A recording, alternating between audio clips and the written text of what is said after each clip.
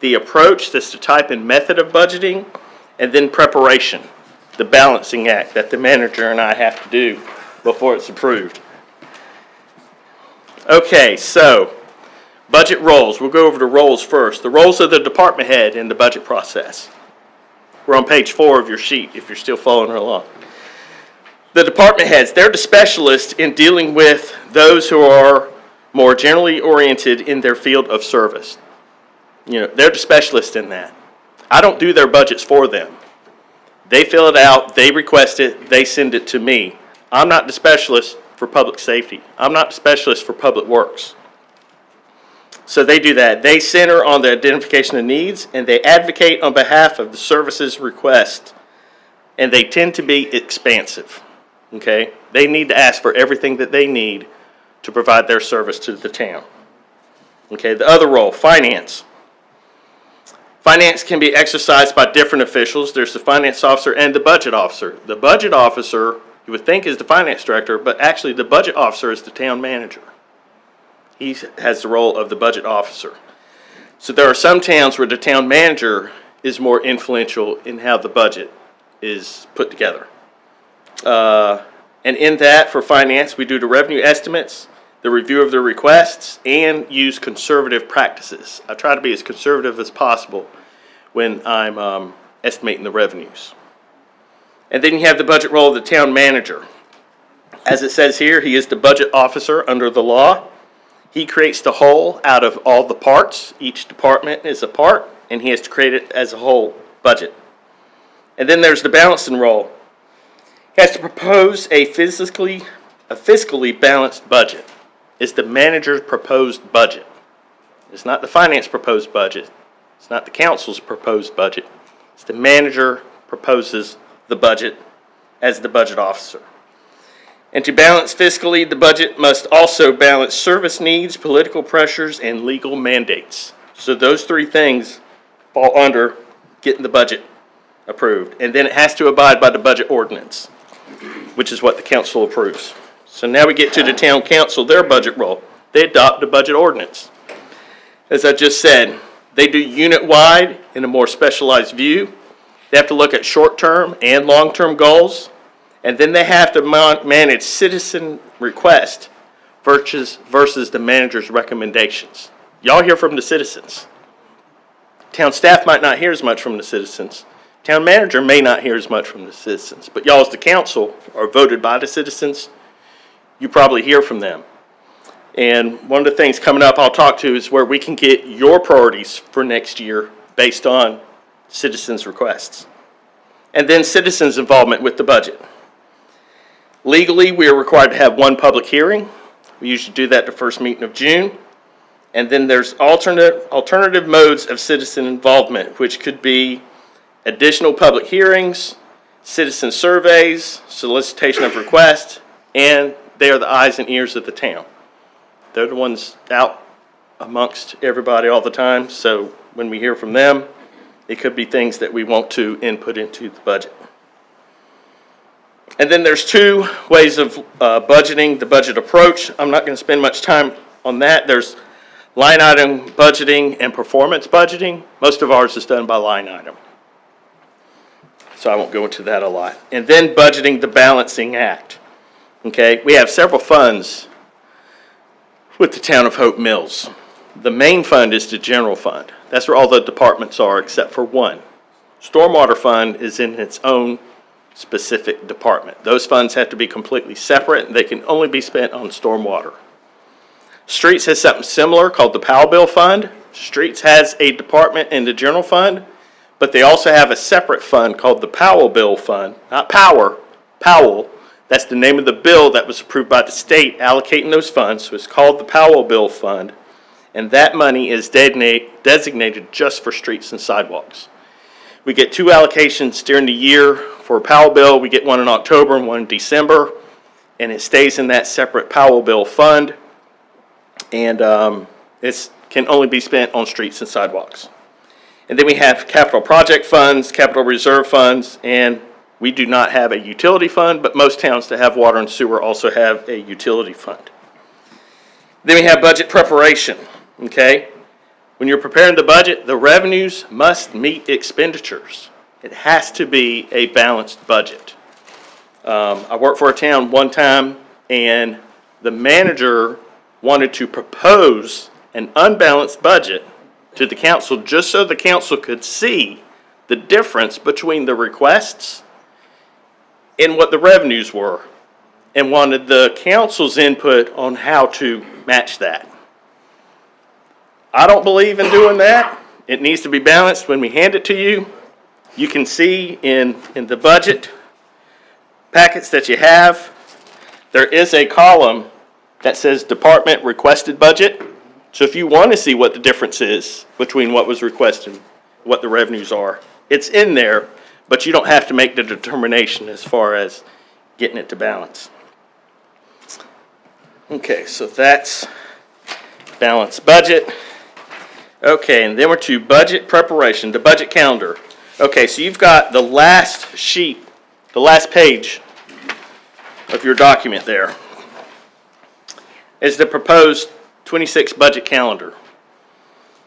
I start in January preparing for the budget. Y'all don't necessarily come in until we do the priorities retreat, which right now it's scheduled for Friday, February the 6th. So put that on your calendars. And what we're going to do is going to be called the Strategic Plan and Priorities Retreat. It's the first year we've had it called the Strategic Plan and Priorities because we didn't have a strategic plan before. We have one now.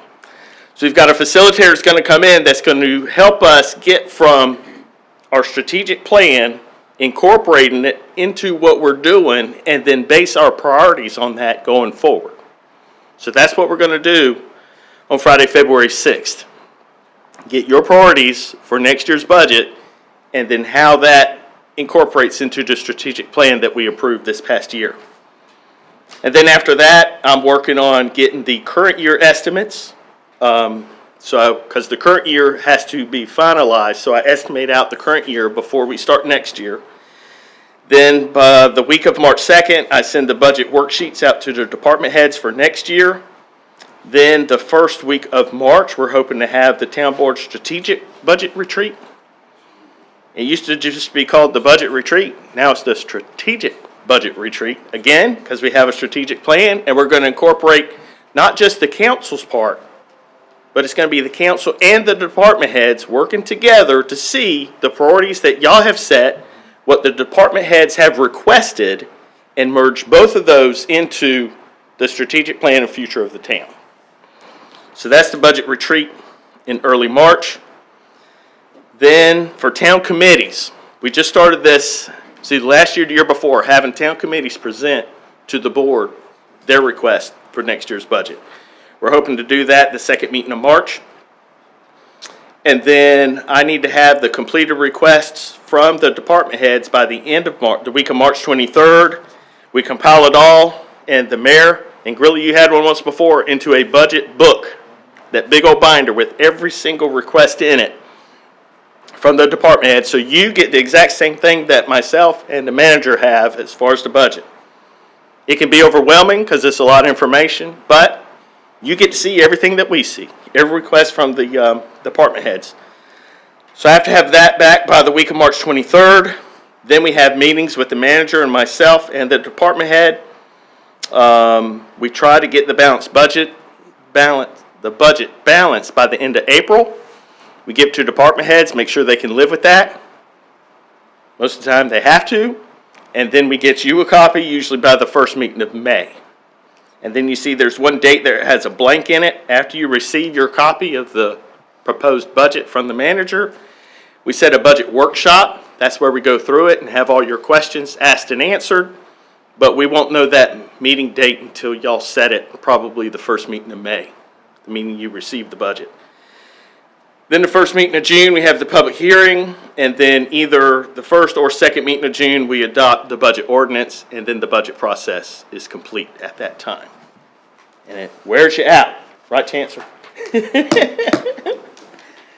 Okay, so now a couple other things that y'all have. What time is it? 5:30. Trying to do this speed round. Okay, so through the budget process.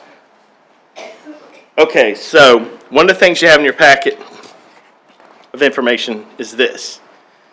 It should say General Fund November 30th, 2025 at the top. This is your monthly financial statement that you get from me every month. It's usually included in the consent agenda. You're not really approving it, you're just receiving it. You're approving that you have received it. Every month you get this. It's pretty much a breakdown of all the things that you approve in the annual budget. So the first page you have the general fund. The second page has the Powell bill, which we discussed earlier is the streets and sidewalk money. And then the third one on here is the stormwater fund. That's all the money designated for stormwater. And why you just get these three? Because they're the ones that you approve an annual budget for these three. So if you ever have any questions on the financial report that you receive each month, let me know. It also shows our cash accounts as of the last day of each month. So if you ever have a question about the financial report, just let me know.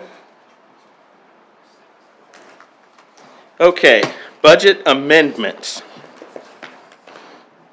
We've had some questions about how they work. We actually had a question today that I answered about budget amendments and why the specific amount on the budget amendment. The question for this one was, we had an invoice that we're paying, that attorney's invoice, which actually came out to be, what was it, $17,762, and the budget amendment was for $17,775. What we do and why that's different by that $13, we round up to the nearest $25 for all the budget amendments.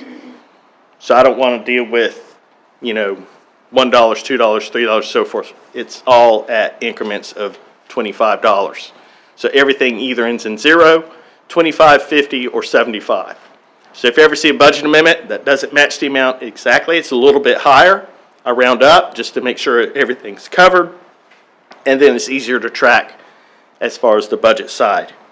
Now tonight you've got in the meeting tonight, and I'll use these as our example, there's 3 budget amendments that you're going to see, and all of them are different in how they're being funded and what we're doing with them. The first one, you'll see a budget amendment tonight from Parks and Rec for $25,000. What they have is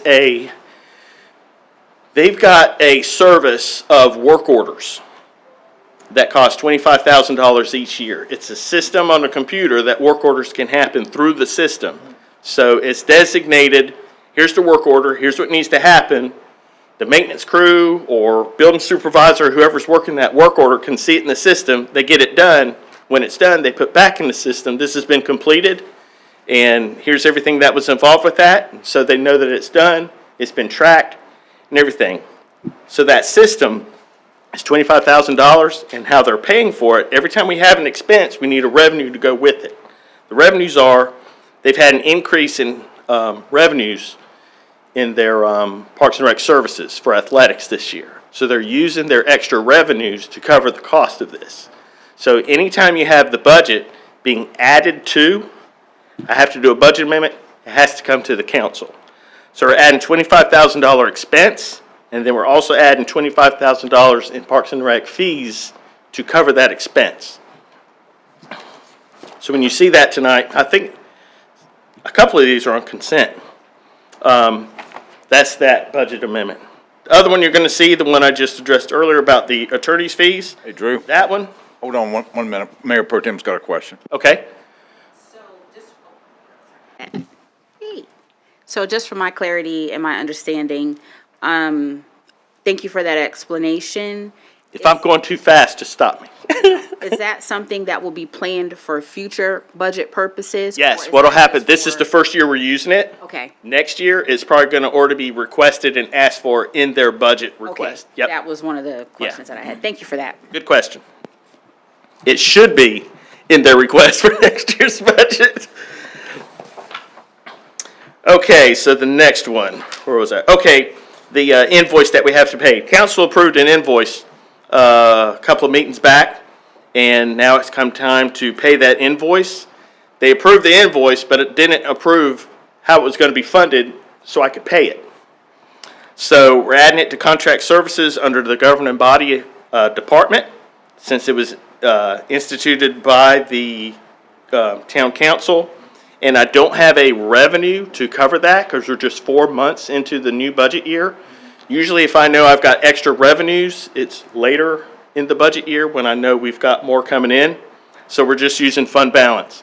And I'm going to talk about fund balance later when I go over our budget scenario, how fund balance works. That's pretty much our town reserves.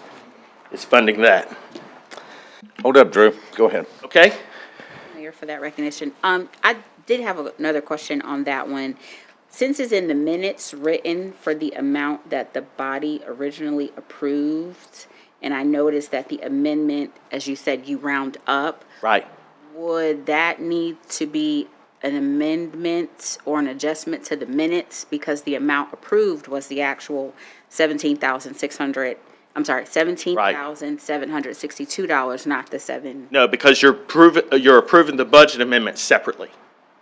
So the invoice was approved at that amount, the budget is approved at its amount, so now you know they're always rounded up, so that's gonna be the difference, but you approved the budget amendment separately from the actual invoice.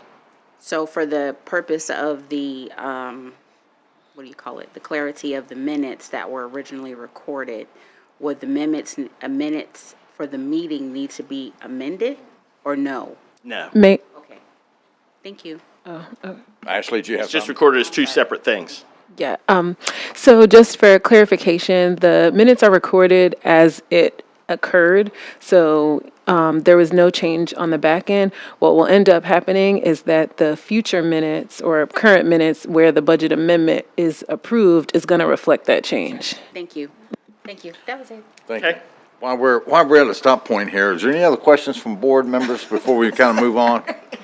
Anybody else got anything? Sorry. Okay. All right, are we bored yet? All this finance I talk. don't think we got to the taters yet, but we're coming up to it. Okay. All right. All right, the third budget amendment you're gonna see tonight is also different than the other two. This one, we're using, what are they called, asset forfeiture funds to pay for something for the police department. Now, we were talking about this earlier. When asset forfeiture funds are used, that's money that the police department gets when they confiscate drugs and those sorts of things. We get some of that money reimbursed back to us. It goes in a separate fund that we track monthly. And police can only use that for certain things that aren't already budgeted. So when they have things that come up during the year that those funds can be used for, in order to use the money, we can only appropriate it with a budget amendment. That's the only way we can spend it. We don't put it in the budget, but anytime it's spent, it has to come before you, the town council. So they're asking for some laptop equipment, $18,100. They want to use the asset forfeiture funds to it. So it's actually adding to the overall budget. So anytime you're adding to the overall budget, has to be a budget amendment. So that comes to y'all for approval. Now, we do have some budget amendments that we can do internally. If I'm moving money within my department, say I'm moving it from department supplies to travel, up to a certain amount of money, I can move that within my own department. But any department that does that has to do a budget amendment request. It comes through me in the finance department, and then it's recorded in the system in the budget. We don't have to reprint the entire budget. We put it in the system, and it tracks it for the rest of the year. It's also reflected anytime there's a budget amendment, your monthly financial statements shows the budget on here. That's updated also every month if there's a budget amendment that has happened during that month. The other thing about budget amendments internally, if it involves capital outlay, which are assets, or payroll and benefits, they can still move those funds, but not only do I have to approve it, the town manager has to approve those also. And then the town manager can only approve up to $15,000. Anything above that, even if it's an internal department budget amendment, would have to come to the council. And Drew, that's a key point that I want the new board members to know. It's where that threshold is. It's 15,000. It's the same threshold for contracts. Yeah. For the town manager. We changed it a few years ago, didn't Yeah. we? We changed We it did- a few years ago, didn't we? Yeah, we just keep that consistent across the board. That's for budget amendments and contracts. Anything above that amount has to come to the council. Okay. Just a good point of clarity. Thanks, Drew. Okay, so Okay, back to the CIP. Okay, y'all have a copy of this. At the strategic retreat in early March, this is the 2025 version. You'll get the 2026 version. And what this is, it's a wish list, comprehensive wish list of every project that the department heads or the town council, when y'all set your priorities at that meeting in February, we'll add those to this if it constitutes as a capital improvement. CIP has two meanings. This used to be called the Capital Improvement Plan. We changed it a few years ago. Now we call it the Community Investment Plan, because that's really what it is. We're investing projects into the town of Hope Mills. But if y'all have any priorities that you have that you want to see going forward, we can put them in here. And as you flip through it, it's broken down by department. And it's a lot of things that we wish we could do. And most of it, once there's funding, we can do the project.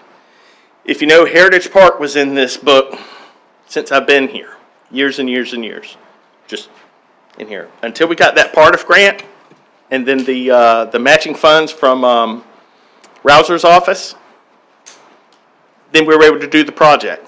So most of these projects, once we get funding, then we can do it. But as far as the general fund and the regular annual budget, they're not in here because that's the reason it's a capital project. If we do it, it's going to be in a separate fund, all on its own, with funding, and then it stays in that project fund until that project is completed. So, anyways, you've got a copy of this. It's on the town website. Again, we update it annually. It's a 5-year plan, and it's just things that we wished we could go ahead and do for the town. Most of it, again, as I said, involves funding. Once there's funding, we do that project. Drew, I'm going to add a couple things to the new board members. Years ago, Sears used to have a wish book. Well, this is our wish book. And everything that's tied to request of any funding from our legislative delegation or any grant funding, it all comes back, is it in the community investment plan? It has to be labeled in there. And that's what's so critical about this document, is it highlights the priorities not only of the town staff, but it also highlights the priorities of this board. So as you go through and look at this, knowing what your priorities may be for next year, because they can be added to this book. This is where we're already been working on a number of projects, but we have to have funding to complete them. And without this book as a good detail, and it works hand in concert with our comprehensive strategic plan that we just approved. So we've got several documents that we're going to be looking at when we get into the retreat coming up in March. Okay. But this book is a good directional book on exactly where we are on community projects, and it's all detailed by department. That's the unique part about it. I mean, every department has input into this document. So I just kind of wanted to share that, Drew. And if it is a current project that's being worked on now, it stays in here until that project is done, just showing it's an active project right now. Okay. Mr. Mayor, Drew, if you recall, probably about when I first sat on the board, the first year we sat up here, we decided to, let's look at what's on the books already. We did not add anything new. Right. We moved forward and we was able to accomplish a whole lot that first year. And I think that made a big difference in get those old things off the book before we added anything new that was not mission essential or mission required. Yeah. There's another thing I wanted to highlight, and Chancellor's going to bring this up during the regular meeting at 7 during his manager's report. And if you guys looked at his manager's report, it was very detailed year in review. And a lot of that year in review reflects the community investment plan. Now, we can add things to the community investment plan. We can also take away different items if we want to. I mean, so it's a guide. It guides Drew's financial department of what the goals and priorities are of this board in 2026. Thanks, Drew. And one change you're going to see in this year, since we now have a strategic plan, this box at the top that right now, if you look at any of the projects in here, actually it's the box that says type of project. Well, we don't really need to, we know what type of project it is. I'm going to change that heading. It's going to say strategic plan goal. So it's going to say which of the 5 goals that we set does this project fit into. So it'll tie directly into the strategic plan. So that's going to be something new that's going to be in the CIP going forward. So when you hear the term CIP, that's what this document is. That's mostly what it's referred to. Okay, and last, I've got 10 more minutes. Yes. Okay, we're going to have a little budget fun. You've got a sheet in there that says budget exercise. Do you remember this, Grilly? This gives you a little glimpse into what Chancellor found out about 3 years ago. How fun it is to balance the budget. Okay? So you've got an unbalanced budget. If you've all got that sheet in front of you, you've got an unbalanced budget. We need $680,000 to balance this budget. So it shows the revenues, it shows the expenditures by department, and it's out $680,000. Now we're going to give you some scenarios, so I'm not going to really read what's at the bottom of this one. The bottom of the front page just tells you what the tax rate is, if you raise taxes, what that amount could be, how much we have in reserves, and you do need to know this information. The third bullet point at the bottom of the front page. It says, at the annual retreat of the town board, it was made very clear to the town manager that commercial development is the top priority. So when you have your priorities meeting, it was told to the town manager, commercial development is top priority. This is made up, by the way. This is all hypothetical. Communication with the town residents was second priority. And then more passive, non-athletic parks and recreation projects and public safety was equal as the third most important priority for the new budget year. So that's kind of the directions we were given by the council. So now, if you flip it over, you have some decisions to be made. We may not have time to go all through these, but we're going to do at least a couple of them. So just so you can see the dilemmas that we have to go through. Okay, decision number 1. It says that the police department budget request includes 4 new police cruisers, estimated at $78,000 per vehicle. The fleet maintenance department has informed you that only 3 current police cruisers only need replacing. They've asked for 4, but only 3 need to be replaced. The fire department also has a request for 3 new firefighter positions, costing $71,500 salary and benefits. And then the equipment also that each new firefighter needs is $7,500. That's included in their request. So we're not balanced by $680,000, and then this is a request that we have from public safety. So you have to determine, okay, do we approve all 4 of those police cars? Fleet maintenance says only 3 are needed. So we're like, okay, well maybe we should just approve, okay, we're only going to do 3 of those police cars. Fire department needs 3 new positions. We might not be able to do all of them. It's a real scenario that we get when we're trying to balance this budget. Now let's look at decision number 2. Parks and Rec Department request includes improvements to the baseball field at Municipal Park for $245,000, which is part of the approved community investment plan. It's a project in our CIP. These improvements include covered team dugouts, more bleacher seating, water fountains, and a new scores tower with concession stand. The Parks and Rec Department also includes a request for a new picnic shelter and playground with a cost of $75,000, which is also in the approved CIP. Current baseball registration revenues bring in about $70,000, while picnic shelter rentals only have about $2,000 in revenues. So we have to decide, do we want to do these projects or not?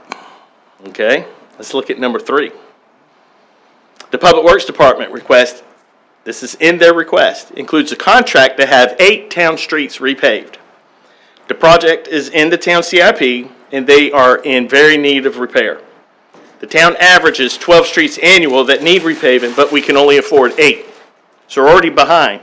We need to be doing 12, but we can only afford 8. So each street roughly costs about $25,000 to repave, totaling $200,000 for 8 streets. That's very low, by the way, so that's not a real number.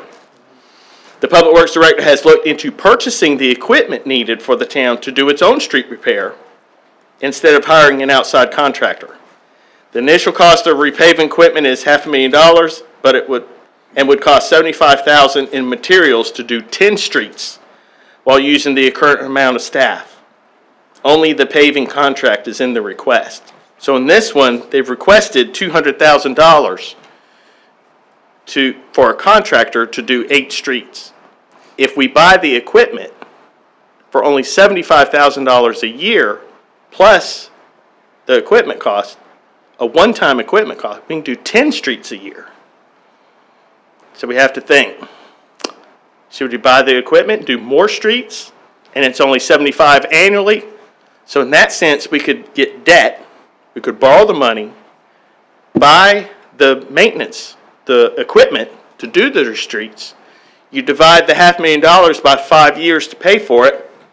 That's only $100,000 a year, plus the 75. That's actually less than the 200 we were budgeting annually. So it would make more sense to purchase the equipment, spread it out over 5 years, and we're spending less but paving 10 streets instead of 8. These are the things we have to think about. And we'll do one more. Number 4. This one's interesting. A commercial development plan has been submitted to locate at the intersection of Owen and Hope Mills Road. The land is approved for commercial development and is perfect for the plan that has been submitted, meaning it falls into the, what's it called? What do you call the thing where it's already approved? The land plan. The land use plan. It's approved in the land use plan. I'm a finance guy, not a planner. Okay, the land is approved for commercial development. It's perfect for that. So town staff and the town board support this type of development at that location. The commercial development plan will house professional office space, restaurants, and chain stores. Once completed, it has the potential to generate over $150,000 in property tax revenue annually. However, due to current economic conditions, the developer is finding it hard to cover the cost for some of the required infrastructure improvements needed for the road intersection in order to comply with the town and with DOT's policies. They're asking for the town to pay for half the cost associated with the intersection improvements, or they're going to have to cancel the project. The improvements would be required for the property and would incur turn lanes, sidewalks, curb and gutter, and a new traffic signal. The improvements are estimated at $500,000. The town's portion will be $250,000 for just the sidewalks, curb, and gutters is all they're asking us to do. So, as far as property taxes, it's paid for in 2 years, more than that. But it's a one-time $250,000 that the developer is asking, could the town absorb this so I can build this project? Remember what I said, PAL bill funds? Streets and sidewalks. We could actually use PAL bill reserves to pay for this. It doesn't even come out of the general fund budget. We get the development and have property tax revenue from that economic development for years to come. So just things we have to think of when we're doing budget scenarios. And there's one other one on here for Parks and Rec, but it just gives you an idea of the requests versus what we have to do. All of these are great ideas for the town. You want to do everything, but you're limited by the revenues that you have. So we have to choose what's the priority, which ones do we want to focus on. And of course, there's always the option of you can raise property taxes, do as much things as you want, but you have to think. I think I wrote in here somewhere, in this scenario, it's an election year, and the council is not up for wanting to raise any property taxes. So that was not a factor in this example. But anyways, read through those when you have time. If you ever have any questions, let me know. And any questions now?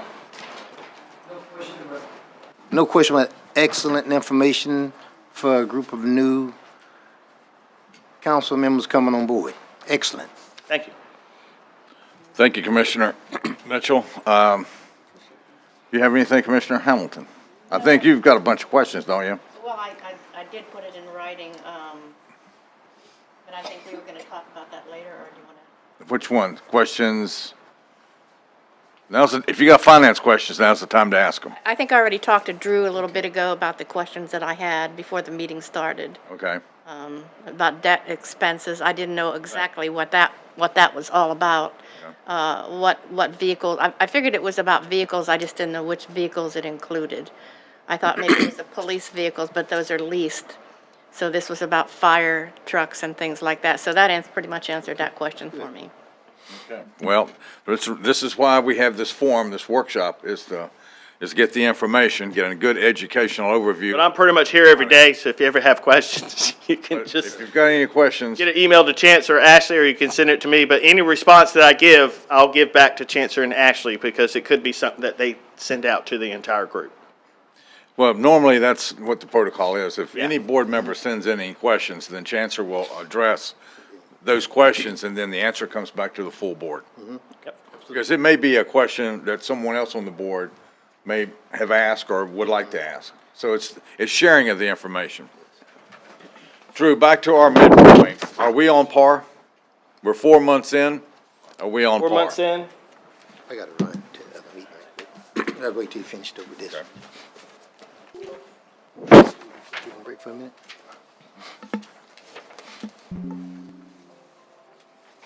As soon as he's done, we'll do a 5. Okay. I don't know what I did. Oh, there it is. Okay, yeah, we're at the end of November. I compared this to last year.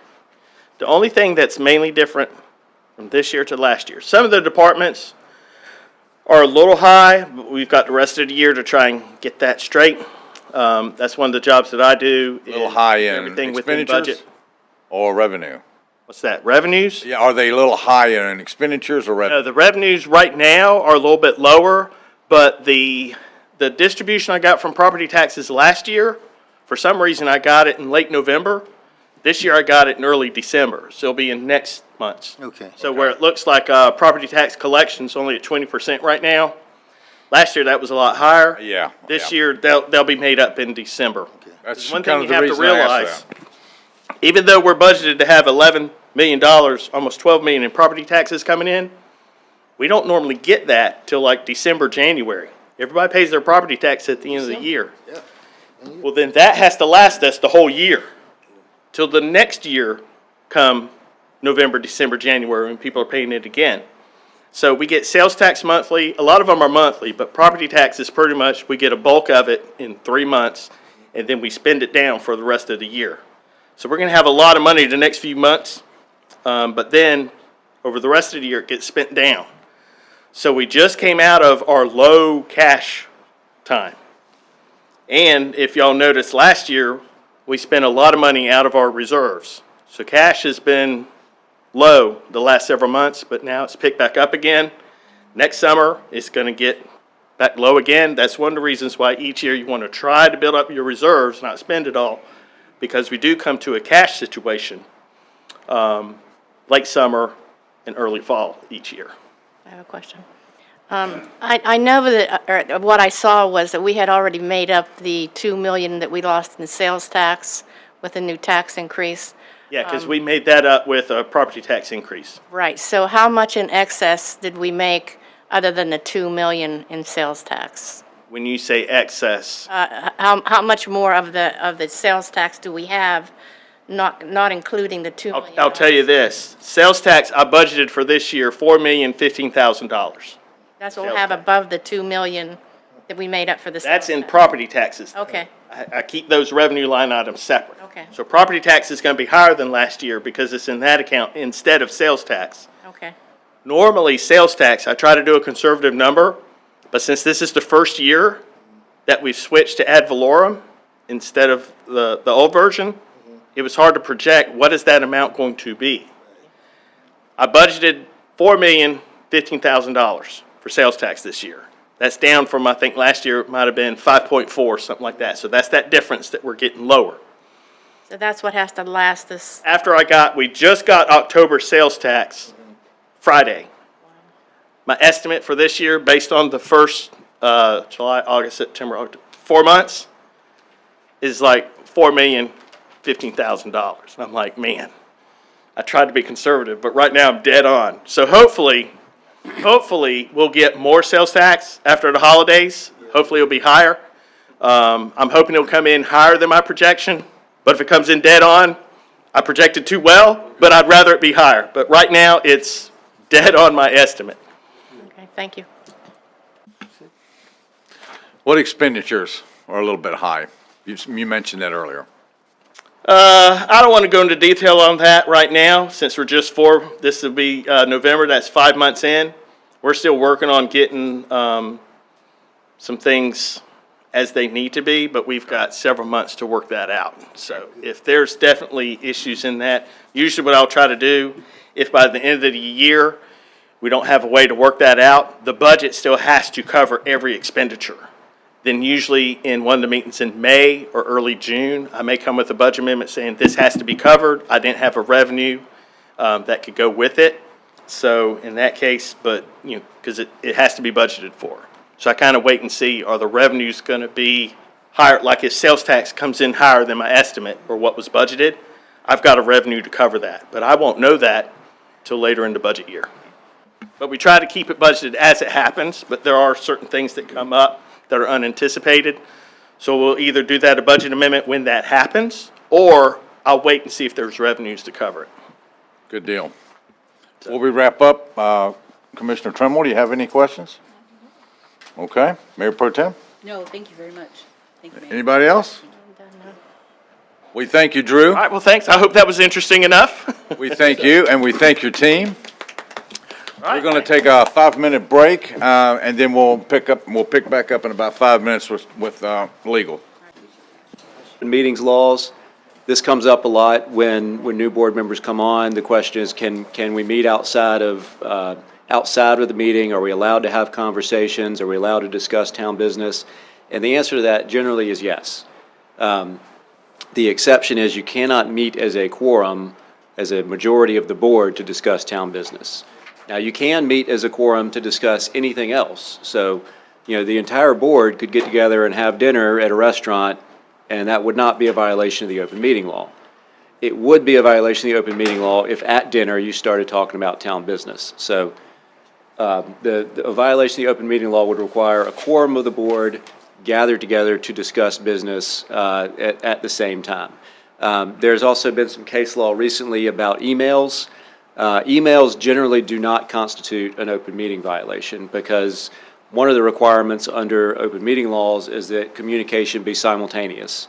And email correspondence, we actually dealt with a lawsuit at the Court of Appeals on this and got a favorable ruling for another municipality. But, you know, board members emailing back and forth to discuss agenda items or discuss what action may be taken in a meeting is perfectly acceptable. Now, that will be a public record, those discussions, but it is not a violation of the open meetings laws because they are not simultaneous communications. All right, closed sessions. And let me just say, if there are questions as I go, please ask them because I'm going to try to go quickly through this, and our time might be better spent answering questions than me just rambling on about stuff, so. Yeah, go ahead. Thank you for recognition, Mayor. Just simultaneous, could you kind of like expound on that just a little bit? Yes. So, well, there's a Court of Appeals decision, it's a case called Drum v. Village of Pinehurst, that we represented the village in that case, and one of the allegations is that the board was communicating back and forth in anticipation of a potential censure motion. And the communication occurred, some of it occurred over a day, and then there were follow-up discussions over the course of several weeks. And the allegation made in that case was that those communications were simultaneous. And the Court of Appeals essentially said, well, you know, simultaneous means at the same time. So if you're on a video conference, that's simultaneous communication. If you're on a phone call, that's simultaneous communication. If you're emailing back and forth, you know, I guess some case could potentially be brought one day where, you know, a email correspondence, like an extensive conversation happens over a 2-3 minute period, and that could be challenged, and we'll see what the court says. But as a general rule, if there's, you know, amounts of time in between each back and forth, that's not going to be simultaneous. So, all right, so closed sessions. So oftentimes, this board will go back into closed session to discuss various matters, but we are limited in what we can discuss in closed session. So when we go into closed session, someone will read out, okay, we're going to go back in closed session to discuss a particular topic. And when we go, generally the Mayor Pro Tem will make that motion. When we go back to have that discussion, we are limited in our ability to expand beyond that discussion. Because when you go into closed session, you have to state the purpose for which you're entering closed session. And that means that the conversation in closed session should generally be limited to that topic. Now, those topics can be relatively broad, like discussing attorney-client privilege, or discussion of. In fact, I've got it on here. These are the reasons, and these are the only reasons we can go into closed session. And these are all set forth in General Statute 143-318-11. A lot of times, we're going to be going back for personnel, just to give updates on various things that are going on, potential legal issues that we're dealing with. Maybe there's a development or a business that wants to come to town, and it's going to be a benefit to the town, and we're wanting to consider maybe some economic development initiative type things. Those types of things we can discuss in closed session. Contract negotiation, if we're, maybe buying some land, or maybe, entering into a contract with someone, we can go back into closed session to discuss those terms. Now, once those terms are agreed upon and we have a written contract, that contract will need to be approved in open session, but we can discuss our negotiation of that contract in closed session. So, one of the things I want to talk about in closed session, and I've mentioned this every time we've ever been back in closed session, is what is said in closed session should remain in closed session. It should remain confidential amongst the board.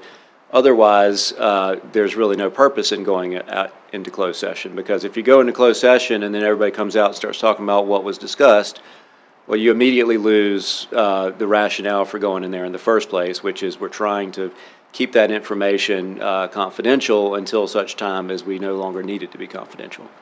Yes? I believe in the general statute, and I have it right here, when it says calling a closed session, it says, bear with me, a motion will be made shall identify the parties in each existing lawsuit, concerning which the public body expects to receive advice during the closed session. Yes, so if we're going back to discuss a particular lawsuit or get an update on a pending lawsuit, then the motion would include the name of the case. We'll be going back to discuss, X versus Hope Mills, and that way the public knows we're discussing that lawsuit. But It wouldn't be specific about what the case was about, just that, the names of the parties, and there's Correct. a lawsuit. Okay. Yeah, you would identify the name of the case that we'll be discussing, to the extent there is one. Now, a lot of times it's a potential case or something that is on the horizon but has not been filed yet. And so if there is a pending litigation that we're discussing in closed session, you would state the name of the case before you go back. Okay, thank you. And the biggest thing is, a lot of these things are not necessarily things that you have to do in closed session, but they are permissible to do in closed session. So if you wanted to have a discussion about negotiating a contract in open session, you could, but it really wouldn't be a very good idea, because then, once you decide on your negotiating position, you don't want the whole public to be watching you decide what to negotiate. You really kind of lose your leverage. So most of these are things that you can discuss in closed session, but you don't have to. Exception to that, of course, is personnel, which is mandated confidential by statute, and we'll talk a little bit about that in a minute. Public records. We deal with a lot of public records requests that come in from citizens, and we pull those records together and produce those, and some of y'all have made public records requests and know how that works. But now that you're on the board, what I want you to think about is what I'm doing may create a public record, and so when you're typing an email, when you're sending a text, be mindful that any action you take as a board member in your official capacity as a board member becomes a public record. And so you want to be mindful of that in what you're writing. I have a, Yes. going back to closed session for a second, I think I'd asked you this question before. It's rumored that the punishment for divulging information in a closed session, say personnel, is a felony, but I believe you told me it's a misdemeanor? It's a To misdemeanor. make that clear, okay, It's a misdemeanor and a $500 fine. okay, Yeah. thank you. So, things that can be public records, basically anything any document created has the potential to be a public record. Emails, a lot of times people don't think about text being public record, but they can be. Facebook comments can potentially be public record. These are all fact-specific inquiries as to whether something is or isn't a public record. Facebook comments from constituents could possibly be a public record. So, that's why we want to be careful about deleting comments that may involve the transaction of public business. So essentially, anything tangible made or received in connection with the transaction of public business is a public record unless it's exempted by statute. Some of the things that are not public records, personnel information, obviously, communications by town attorney to the board, information received in connection with a bid, some criminal investigative material. There's some exceptions to that under 132-1.4, and I won't get into all of that, but just be mindful that what you write down and what you create has the potential to be a public record. All right. One of the big topics that we've dealt with over the past couple of years is social media use by elected officials and town staff. So a couple of years ago, there was a Fourth Circuit case that was a little bit more expansive as to First Amendment issues with social media. The U.S. Supreme Court, since that case, has clarified the law on social media use by elected officials. And what they've said is online speech is attributable to the town, meaning it's First Amendment, only if the official making the comment, one, possessed actual authority to speak on the state's behalf, or in this case, the town's behalf, and two, purported to exercise that authority on social media. And so I'll talk a little bit about that case. Linkey v. Freed was the name of the case. Freed was a city manager. Like many people, he had a Facebook account, and he used it for both personal stuff and commenting on town business. So one of the things that they talked about in the case, trying to decide, is this an official account or is this a private account? He identified himself in his profile as the city manager. He had a link to the city's website. His email address, the town email address, was in his website, is in his profile. He had a profile picture of himself in a suit with the city lapel. But then he also posted pictures of his family, and then, sort of a mixed-use social media account. Linkey was a resident, and one of the things Freed was talking about on his Facebook page was the town's COVID response. And Linkey was a resident who didn't like the way the town was handling it and began posting unfavorable comments on Facebook. Freed initially started deleting those comments, and then he eventually blocked Linkey from his page outright. So the Supreme Court acknowledged in this case, and there's a lot of discussion, that the line between private conduct and state action is difficult to draw. So one of the important things they said, well, just because he was the city manager and had, he was in office and he had an official capacity as city manager, that doesn't mean he gave up his own First Amendment rights when he became city manager. He still has the right to have a private page that he uses to comment on and discuss city business, just like any other citizen can have. So just because he's the city manager doesn't mean he's not allowed to discuss city business on his Facebook page without it being an official act. So one of the hypotheticals that the court mentioned is, well, if Freed had posted about local restaurants, if he had put a list on his website about these are the restaurants that got poor health ratings, that wouldn't constitute state action unless he had some official role in making that announcement. So, if Chancellor was charged with, Chancellor, we want you as town manager to issue a statement about all the restaurants that got a B grade, then if he did that on his Facebook page, that would be an official act because he was charged with doing that as part of his job duties. If that wasn't the case and he just decided on his own, I think this is something citizens should know, I'm going to post this list, that would not be part of his official duties. So in sum, a defendant must have actual authority rooted in written law or longstanding custom to speak on behalf of the state, and that authority must extend to the type of speech that caused the alleged deprivation. So along with that, the part two of that is you have to actually be exercising your official authority. So just because an official is posting about a matter within the scope of his authority doesn't mean he's exercising that authority when he does it. For example, if a school board president, and this is directly from the Supreme Court's case, if a school board president was tasked to announce a lift of pandemic-era restrictions, and they make an official announcement, on social media, that is state action because they are charged with making that announcement, and they've chosen that forum and that way to make the announcement. If the next night they're at a cookout with some friends and they say, hey, I want everybody to know we're lifting these restrictions, that's no longer state action. Even though it's the exact same substance of the communication, the context in which that announcement is made is different. So in one case, you're exercising your authority, your official authority. In the other case, you're doing the exact same action, you're saying the same thing, but you're not doing it in the context of exercising official authority. So those are sort of the two-pronged approach that the Supreme Court has come up with as to whether social media posts are state action or not. So one of the things that I think is implied in the opinion is if you post about your family and someone makes a negative comment about you, I think you probably have the right to delete that comment because you're not acting as a state actor, you're acting as a private citizen.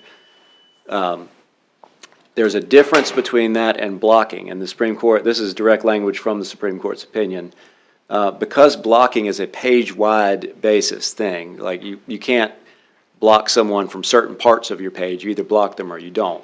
So if you're using your page as a mixed-use page where you sometimes make official announcements and you sometimes post family pictures, you can't block someone from that page because then they will not be able to see the official action that you use that page for. If you use it as a purely private page, then you are allowed to block people. So, and the key phrase I think here is a public official who fails to keep personal posts in a clearly designated personal account, therefore exposes themselves to greater potential liability. So I would certainly recommend that if you want to have a social media page that you use for official conduct, you have a separate social media page than your private social media page. And one of the things that the Supreme Court mentioned is if you have a disclaimer on your page, on your private page, and this is the language from the Supreme Court's opinion, and so that's the language I would recommend using on your private Facebook page, that this is my personal Facebook page, the views expressed herein are strictly my own. And that makes it clear that the speech you're engaging in on that profile is not in your capacity as an elected official, it's in your capacity as a private citizen. And the court said that such a disclaimer would give a heavy, though not irrebuttable, you can't just put that up there and you have to actually follow that, but a heavy presumption that all posts on the page are personal, not official. So I would highly recommend on your private Facebook page, your personal page, that you include this language at the top.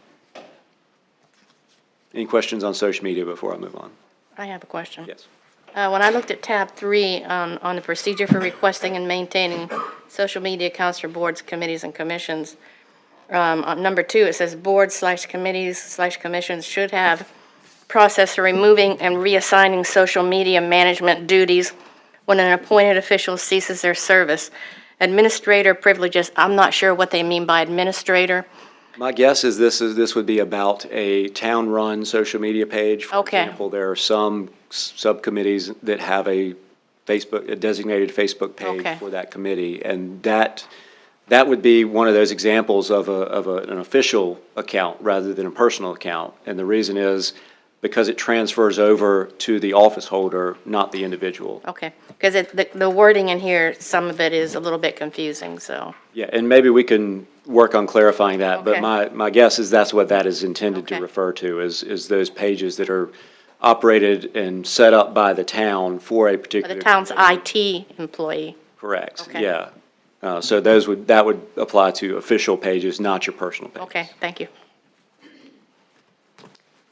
All right, one of the hypotheticals they put in the Supreme Court case that I think is instructive, if a mayor makes an announcement on his Facebook page and says pursuant to ordinance 22.1, I am temporarily suspending enforcement of alternate side parking rules.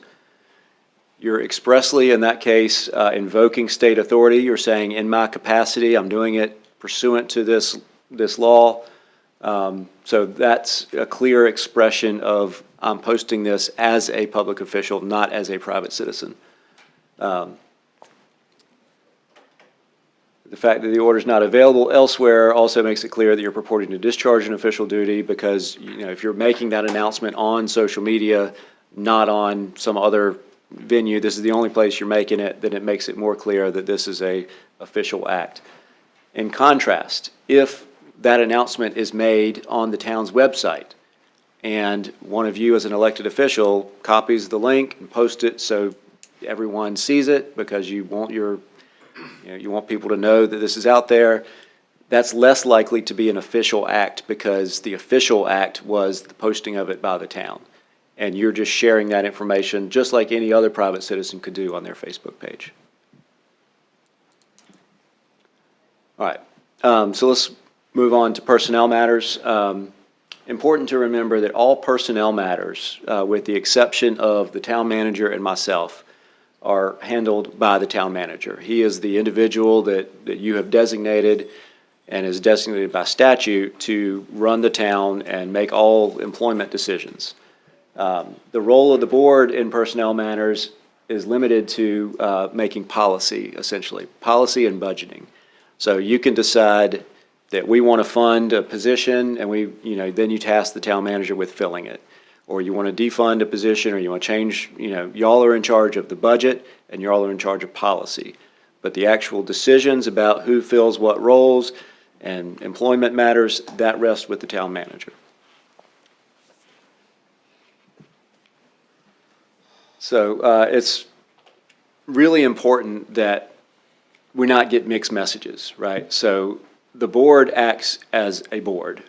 The board doesn't act as each board member. So there's one voice coming from the board to the town manager. It can be really confusing and unfair if different board members are coming to the town manager and say, hey, I want you to do this, and another comes and says, hey, I want you to do that.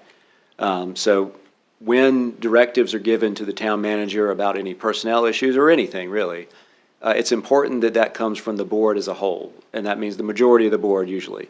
So be careful not to create confusion and undermine the manager and the rest of the board if you become involved and start trying to tell the town manager, hey, I really need you to do this, or I need you to do that. Those directives should come from the board as a whole. All right. One of the nice things about being an elected official is that you generally get legislative immunity. You're entitled to immunity, meaning you can't be sued and held liable for decisions that you make, legislative decisions that you make as a board member. So if you adopt a new ordinance and someone doesn't like it and they want to sue, they cannot sue board members for voting for a particular legislative act. You have immunity for that. Those are things like making budget decisions, creating or eliminating positions, raising or lowering salaries. But the more you get involved in the running of personnel matters, not the overview, not the policy, not the budgeting, the more risk you run of losing that legislative immunity, because you do not get legislative immunity for personnel decisions, hiring, firing, demoting. Getting involved in that, if if a board member were to pressure the town manager to get rid of a particular employee or take a certain action, then they have stepped out of that legislative role and they're now acting not in a legislative capacity, but as sort of a managerial capacity, and you would not have legislative immunity for those types of actions. So what can board members potentially be sued for? Things like defamation, if you make negative comments, if you make false comments about an employee or anyone else. Blacklisting, that would be calling a potential employer and saying, hey, I just need to tell you, this guy was not a good employee, I don't think you should hire him. The same type of thing would be interference with prospective contractual advantage, First Amendment violations, invasion of privacy. If confidential information, personnel information were released, not only would it be a misdemeanor with a $500 fine under 168, 168, it could also potentially be an invasion of that person's privacy, which would give them a separate tort that they could bring in civil court. And also, Section 1983, equal protection violations. If a board member, for example, were creating a hostile work environment or something like that, that you could potentially create liability for both yourself and the town. So important to keep those types of things in mind. And those are just definitions of those claims we just talked about.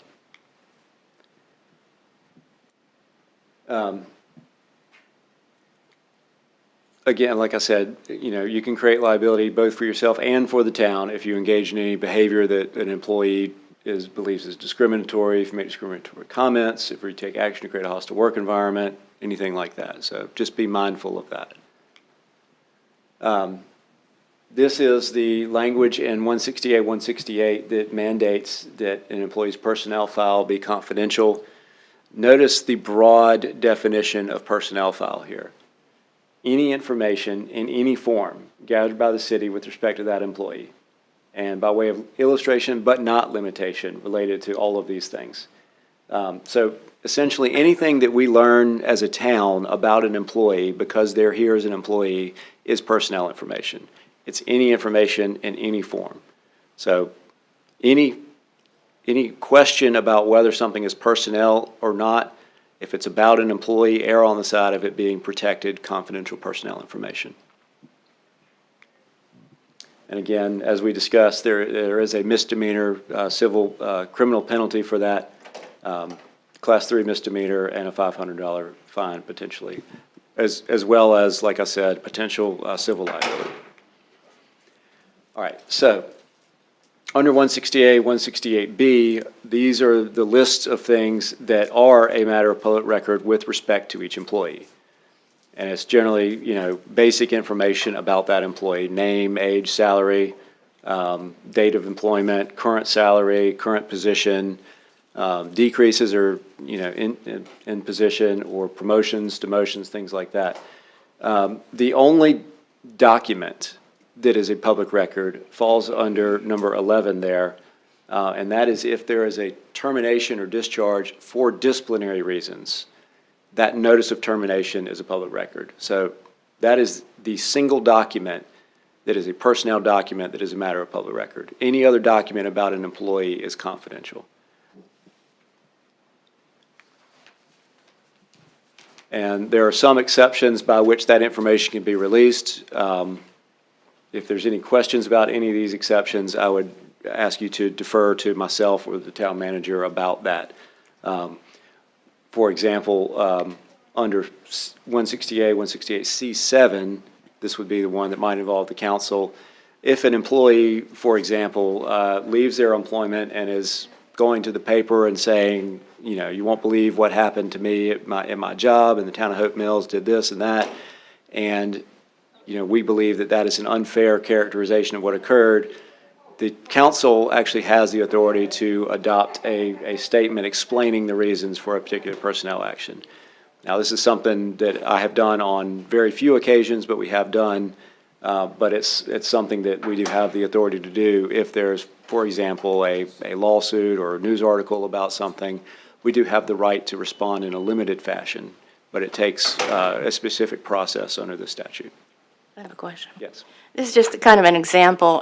Suppose I'm an elected official and tomorrow I resign, and I have a whole stack of documents in my house that are sensitive, what is considered sensitive material. What do I do with those?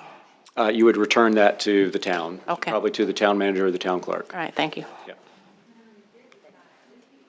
All right. I want to highlight a couple quick cases. This was a case, and we call this a cautionary tale about overpromising confidentiality. So 2 citizens had concerns about something going on in the town. They went to a board member and they said, hey, I need you to be aware of this, but I don't want anyone to know that I came forward. And the board member said, don't worry about it. Come forward to me. We'll treat this confidentially. We'll make sure that your identity is protected. Well, problem with that is if you promise someone that their information is confidential and can't be shared, we really can't do anything with it. Because if we take action against an employee based on a citizen complaint, that employee is entitled to know what was said and what led to any disciplinary action. So in this case, the board chair told the plaintiffs, don't worry, give me your written complaints and we'll treat it confidential. We'll make sure that your identity is not released. And of course, that's something they were not able to promise. And so after the employee left, he requested a copy of his personnel file, which contained, of course, the confidential complaint signed by the plaintiffs. They filed suit against alleging defamation. The plaintiffs sued the board, alleging their confidentiality had been breached. And the jury found in favor of the plaintiffs and awarded them a total of $500,000, affirmed by the Court of Appeals. And the Court of Appeals didn't think it was important that the board had no authority to promise that or had to release that information. They said, well, you promised confidentiality, or this board member promised confidentiality, and the board in closed session said, yeah, don't worry, we'll treat it confidential, or at least that was the allegation. Because that promise was breached, there was a tort and a verdict. So make sure that if you get information that you don't promise someone something we can't keep. And that would be if you say, well, don't worry, I'll treat your stuff as confidential and your name won't be out there, because we can't keep that promise if we take action based on a complaint. Another case that two citizens provided a letter that they marked confidential to the school board. They went in closed session, they were discussing it. One of the board members left their packet of information in the boardroom, and it was found later. The two citizens sued the school board, claiming their privacy had been invaded by the dissemination of confidential information. And again, the jury found in their favor, awarded them a total of $500,000, affirmed by the Court of Appeals. So just an example of why it's really important to keep this type of stuff confidential, because it can really come back and bite us if information is released that shouldn't be released. All right. Any questions on personnel before we move on? Okay. So I'm going to talk briefly about some land use stuff, zoning issues, and you'll hear more about this, I'm sure, but the process of dividing land into zones, which certain land, designations have certain uses. So when considering a rezoning request, the board should not be considering the specific owner or business that may go there, but any use that would be in a particular designation. So someone may come in and say, I've got this great project, I want to rezone to, this particular designation because I've got this great project and y'all are going to love it. And then you say, yeah, that sounds great, we love the project, you approve the rezoning, and then that person sells the property. Well, now it's rezoned to whatever designation it is, and whoever bought that property can do whatever they want with it that is in that zoning. So you don't want to, when you're considering a straight rezoning, conditional rezoning is a little different, we'll talk about that. But in straight rezoning, you do not want to consider the actual use, and that's why a lot of times we won't even ask, the board won't ask what do you intend to do with this property, because it's not really what you should be considering. What you should be considering is this zoning designation that they are asking for appropriate for this land, given all of the potential uses that could come with that zoning. Conditional zoning is a little different. Conditional zoning is a way that we can have some discussion about the particular project there.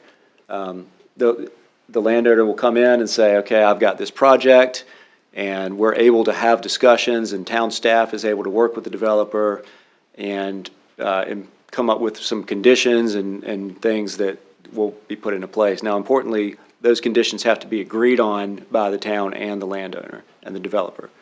But conditional zoning allows us to have a little bit more say and a little bit more control over what goes in a particular parcel. Conditions must be limited to those that address conformance to ordinances and adopted plans, like the land use plan, and to any conditions that address impacts reasonably expected by the use of the site. So you can't just impose a condition saying, you got to pay it, and you got to pay us $100,000. They have to be agreed on, and they have to be related to the use of the land to bring the proposed use into better compliance with our land use plan and things like that. All right, so in order to accomplish these, land use issues and the zoning and stuff like that, we have our UDO, which is a set of ordinances that governs the development, includes zoning, subdivision regulations, building design, stormwater, flood management, things like that. And I'm sure you'll be hearing a lot more about that from the planning department, but just to give you an overview of what you'll be hearing about. A lot of times people will come in for voluntary annexation. That's done through petition to the board. You'll direct the town clerk to set a hearing for that, to investigate the sufficiency of that. It'll be set for public hearing, and then you can annex in land at the request of the developer. Once land is annexed in for the first time to the town, you have to give it an initial zoning. And typically what you would do is come up with the zoning that best fits that surrounding area. We also have a Board of Adjustment. Y'all, I believe, don't serve on the Board of Adjustment, but just so you're aware that we have this board, that board will hear any appeals from town staff, requests for variances, special use permits, interpretations of ordinance. So y'all don't have to worry about that in particular, but one question that I know came up earlier is the quasi-judicial nature of those and whether you can have ex parte communications and whether you can look into things like that. The Board of Adjustment cannot have ex parte communications because in a quasi-judicial proceeding, what that means is you're acting as a judge. You're taking the facts and you're applying the law and you're coming up with what you believe is the correct answer. This board is not doing that. This board is essentially creating the law, creating the rules that are used by the Board of Adjustment and applying the facts to those rules that y'all create. So y'all are allowed to have ex parte communications and have, fixed opinions. Whereas if you're in a quasi-judicial proceeding, you're not allowed to have fixed opinions and you're not allowed to do investigation because they are bound by the record itself when they meet to determine one of these things. They're only supposed to go on what facts are presented to them at that hearing and in the packet, and then the law that this board has adopted as well as state law, of course. And that's why I say those hearings are akin to court proceedings. Due process must be followed. So due process, again, no fixed opinions, no ex parte communications, no independent investigation, things like that. So if, for example, a member of the Board of Adjustment comes up to you and says, hey, I just want to get your thoughts. We got this hearing coming up next week, and what do you think about it? I'm trying to decide what I might rule on it. You need to tell them, I'm sorry, but you really can't be talking to me about that because it's a quasi-judicial proceeding. And those types of conversations you cannot be involved in because that wouldn't be you violating due process, but it would be potentially that board member forming a fixed opinion or seeking out information that's not in the record to make their decision. That would be a violation of due process. So be mindful of that.